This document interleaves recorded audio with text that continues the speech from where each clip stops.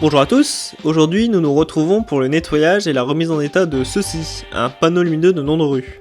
Panneau qui nous a été donné par un généreux donateur il y a quelques semaines et il se reconnaîtra. Avant de s'occuper de celui-ci, remontons un peu dans le temps. La signalétique routière contemporaine verticale a eu de nombreux supports différents, chacun avec ses propres spécificités. Les principaux étant en premier lieu les plaques de cocher en fonte, puis les panneaux Michelin en béton armé et lavé maillé, ensuite les panneaux en métal émaillé, et pour finir de nos jours les panneaux à film rétro-réfléchissant.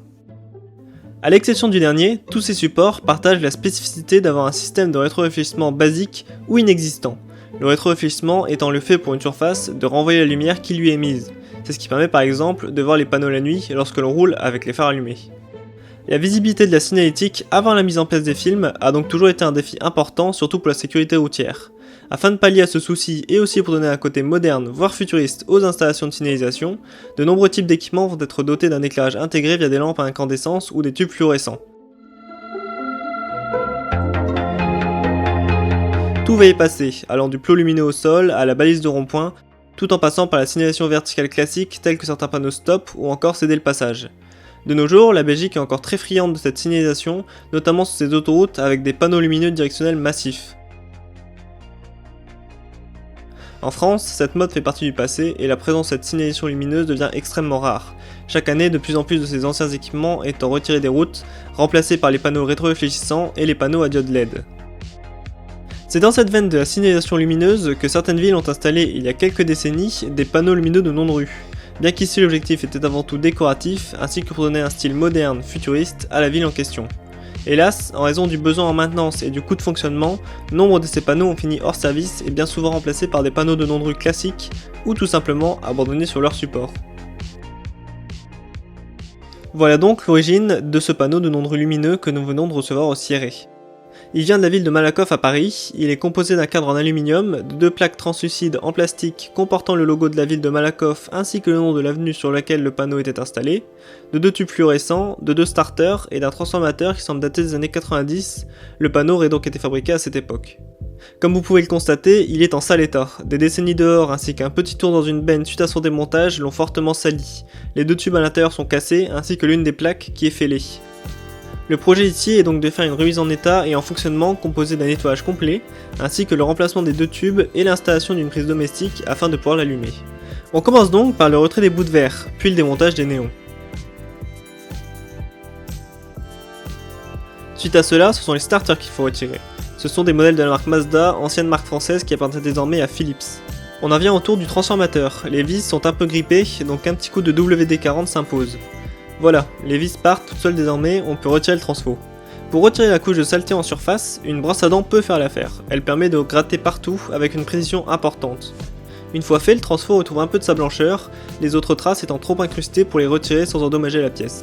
Même traitement pour les douilles et les starters encrassés par le temps, une fois terminé, ils gagnent un petit coup de jeune. Pour le caisson en lui-même, on passe là aussi un coup de brosse à dents, mais de toute évidence, il est trop sale pour être lavé de la sorte. Pour procéder à un nettoyage total de celui-ci, on démonte tout le câblage et les douilles pour avoir le caisson vide. La méthode du jet d'eau est bien plus efficace et permet de retirer la saleté même dans les recoins.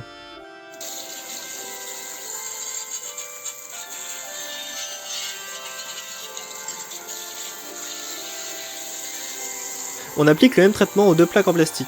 La seconde plaque a reçu une sorte d'huile graisse collante, assez compliqué à enlever mais tout de même faisable en frottant bien. Voilà, le caisson est nickel, beaucoup moins de saleté. On peut voir ici la différence via cette comparaison avant et après.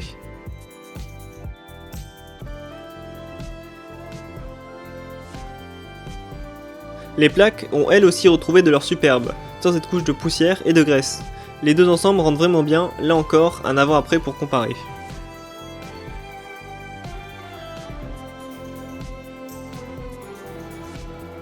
Maintenant que cela est fait, on peut remettre le transformateur à sa place dans le caisson, ainsi que le câblage et les douilles désormais propres. On remet au passage les starters dans leur emplacement originel, maintenant qu'eux aussi sont propres. Pour les néons, nous n'avons pas pris de la LED pour garder le côté original de ce panneau à tube fluorescent. Ce sont deux tubes G13 de 15 watts qui vont prendre le relais des anciens. Voilà le résultat une fois installé, ça fait bien plus propre que les néons trop courts et cassés qu'il y avait avant. Pour finir cette remise en marche, on a acheté une prise domestique grise pour aller avec le câble d'origine que nous réutilisons car il est en bon état et ça permet de limiter les coûts inutiles. Le câblage est basique, il ne s'agit que d'une simple prise. On en profite pour couper un peu de câble et dénuder proprement afin d'avoir des fils propres pour le câblage. Une fois fait, il suffit juste de refermer la prise et de la brancher. Ça fait sans doute de multiples années que ce panneau de non-rue n'a pas fonctionné, il est l'heure de le rallumer.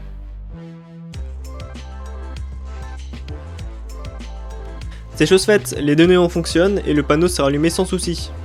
Il suffit juste désormais de remettre la seconde plaque pour avoir le rendu final.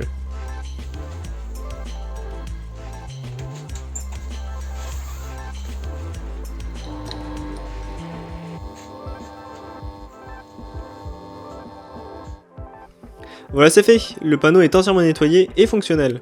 C'est un plaisir de pouvoir préserver ce matériel oublié et de le remettre en marche. Il rejoint donc désormais nos collections, il sera lui aussi utilisé dans nos futures expositions, comme témoin d'une mode passée dans la signalisation routière française. A bientôt dans une prochaine vidéo.